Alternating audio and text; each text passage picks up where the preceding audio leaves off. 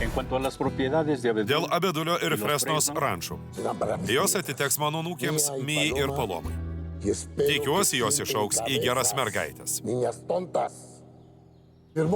O mano namas San Augustine atitenka mano naiviai anūkiai Marisol. Labai abejoju, kad jos vyrelis sugebės išlaikyti ją ir jų vaikučius, kurių bus ne vienas. Viktorijai palieku Penjono rančą. Žinau, kad mano anūkėlė atgaivins tas žemes. Pažadu, senelį. Evelijai palieku pinigų, kad ji nebadautų. Tikiuosi, jos charakteris pasitaisys.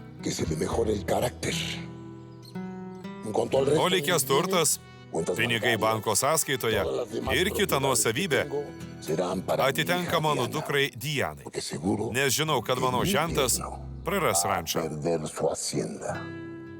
O dabar dėl Maitėdos Alito. Kai tik atsidursiu po Velėną, jis turės neaiždintis iš mano namų.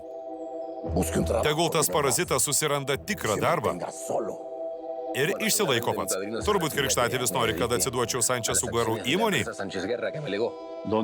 Ponas Dionisijus prieš mirtį nurodė, kad įmonės akcijos atiteks jo vienturtė dukrai Dianai Paz. Jis jums nieko nepaliko.